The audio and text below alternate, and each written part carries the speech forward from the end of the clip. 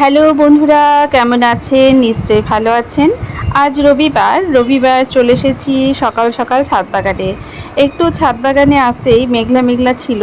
কালকে ছাদ বাগানে বিকেলে জল দিব ভেবেছিলাম, কিন্তু ভাবলাম যে বৃষ্টি হবে, মনে হচ্ছিল মেঘ ডাকছিল, মেঘ করছিল, তো সেই জন্য জল দেওয়া হয়নি। তো সকালে ভেবেছিলাম জল দিব, কিন্তু সকালে উঠেই আকাশটা বেশ মেঘ করেছিল। তো ছাদ বাগানে এসে কালকে যে কাজটা ভেবে রেখেছিলাম সেই কাজটাই এখন করে নিব। এই যে দেখুন, আমার যে করলা গাছটা আপনাদের মাঝে মধ্যে দেখায়, সেই গাছটা অনেকটাই খারাপ হয়ে গেছে। এটা উচ্ছে গাছ বললেই ঠিক হবে, কারণ করলা তো একটু বড় বড় হয়, এটা ছোট ছোট উচ্ছে হবে। তো এই যে উচ্ছেগুলো অনেকটাই ধরেছে, কিন্তু গাছটা একদম খারাপ হয়ে গেছে। তো আজকে ভাবছি এই কাজটা আমি করেই নিব। এই উচ্ছের মায়াতে আমি এই গাছটাকে তুলতে পারছিলাম না, কারণ ভালোই উচ্ছে হচ্ছিল। আর এই যে দেখুন পাতাগুলো কিভাবে পোকাতে খেয়ে ফেলেছে পুরোটা। তো আমি গাছটাকে উঠে পুরো ফেলে দিব, বাইরে ফেলে দিব, যাতে করে এই পোকাগুলো আর ছাদে ছড়াতে না পারে। তো এরকমভাবে যদি পোকা হয়ে যায়, প্রথমের দিকে আপনি যদি নিম তেল দিয়ে দেন তাহলে ঠিক থাকে, কিন্তু আমার তো সেই আলসেমির জন্য আর এই যে সারাক্ষণ বৃষ্টি হচ্ছে এই জন্য দিতে পারিনি। তো যাই হোক, আজকে গাছটাকে তুলেই দিব। তো সকাল সকালে ভেবেছি তুলে দিব, মেঘ করেছে আর গায়ের মধ্যে ফোঁটা ফোঁটা বৃষ্টি পড়তেও শুরু করে দিয়েছে, তার মধ্যেই কাজটা করছি।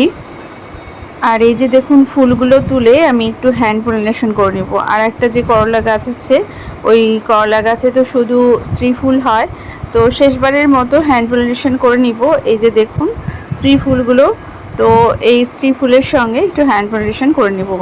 এই গাছটাও অনেক দিন থেকেই আমার ছাদ বাগানে আছে, এখানে এখনও করলা পাচ্ছি। এই যে দেখুন এখন এই সাইডটাতে চলে এসেছে, এই যে একটা করলা দেখছি ধরে আছে। তো এটা একটু বড় হয়েছে, এটা আরও বড় হয়, কিন্তু এখন গাছটার অবস্থা যেহেতু খারাপ, তো সেরকমভাবে বড় হচ্ছে না। এই যে দেখুন, আর তার সাথে সাথে এদিকে একটা ভেন্ডিও হয়েছিল, তো সেটাকেও তুলে নিলাম। আর দেখুন আমার ছাদ বাগানে সকালবেলা আসতেই এই ফুলগুলো দেখতে কিন্তু খুব ভালো লাগে। সকাল সকাল ফুলগুলো সুন্দরভাবে ফুটছে, আর এখন বৃষ্টির জল পাচ্ছে বলে বেশ ভালোই হচ্ছে। তো এইদিকে আমার ডালিমেরও ফুল ফুটেছে, খুব সুন্দর দেখতে, ভালোই লাগছে। ডালিম না পেলে কি হলো, ফুলগুলো দেখি মাঝে মধ্যে।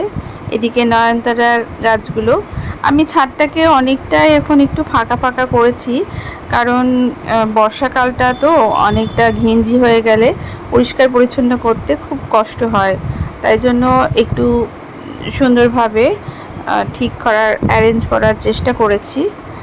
আর এই যে দেখুন আমি ছাদের এক ধার এইরকমভাবে সব গাছগুলো রাখার চেষ্টা করেছি, একটু ফাঁকা রেখেছি মাঝখানে, যাতে করে একটু হাঁটা চলা করতে সুবিধা হয়।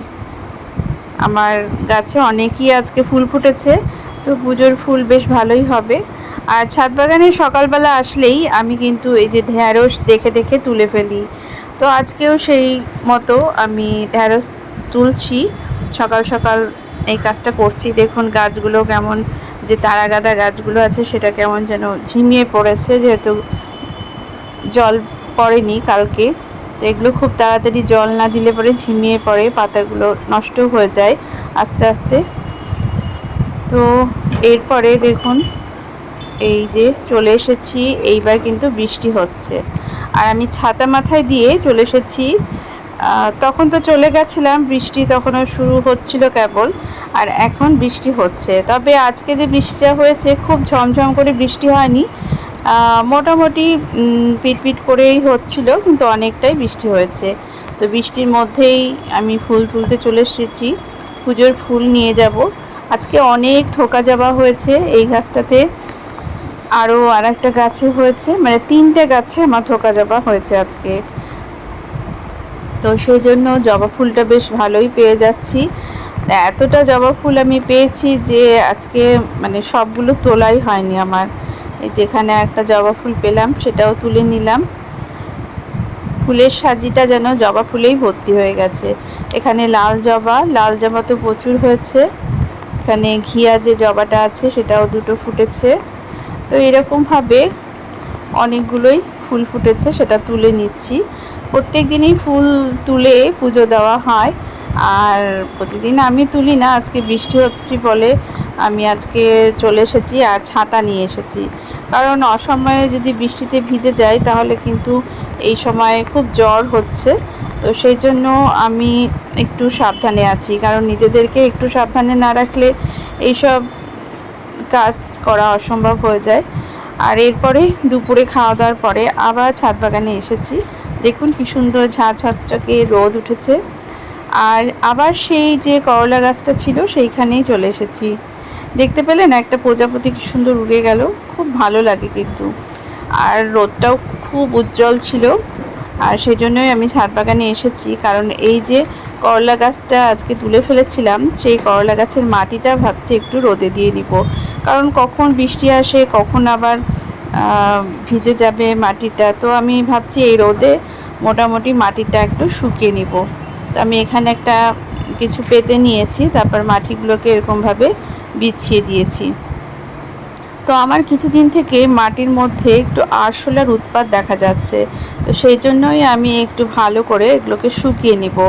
আর যে আরশোলাগুলো দেখতে পাচ্ছি সেগুলোকেও ফেলে দিচ্ছি। তো এই যে হাত দিয়ে এগুলোকে ভালো করে শুকিয়ে নিব। আরশোলাগুলো আসলে কালো কালো রঙেরও আছে, কিছু কিছু হালকা বাদামি রঙেরও আছে। কিভাবে যে এটা হলো আমি ঠিক জানি না, সবজির খোসা থেকে হয়েছে নাকি কোনো আরশোলার কোনো ডিম এর মধ্যে চলে এসেছে কোনো কিছুর মাধ্যমে, তারপর আস্তে আস্তে ছড়িয়ে পড়েছে। এটাকে আমাকে আস্তে আস্তে ঠিক করতে হবে, তো চেষ্টা করছি। আর এই যে মাটিটা ঢালার পরে কিছু কিছু এইরকমভাবে পলিথিন ছিল সেগুলোকে আমি আলাদা করে নেব। অনেক সময় কাগজ দেওয়া হয় মাটির মধ্যে, সেই কাগজের মানে যে কার্ডবোর্ডের কাগজগুলো হয়, প্যাকেটগুলো হয়, তো সেগুলোর মধ্যে একটু পলিথিন থাকে। আর এই যে দেখুন আমার করলা গাছও বেরিয়ে গেছে, কিছুদিন আগে বীজ ছড়িয়েছিলাম। তো এই করলা গাছটা এখানে বড় হতে থাকুক আর আমি মাটিটাকে ভালো করে রেডি করে নিই, তারপরে আবার নতুন করে বেড তৈরি করে এই করলা গাছগুলো লাগিয়ে দিব। একটু বড় হলে এই কাজটা করব। আর আমার মাটিগুলো এবার শুকনো হয়ে গেছে, আমি সব তুলে নিয়েছি। আর এই যে কিছুটা হারভেস্টিংও করে দিয়েছি। টাটা।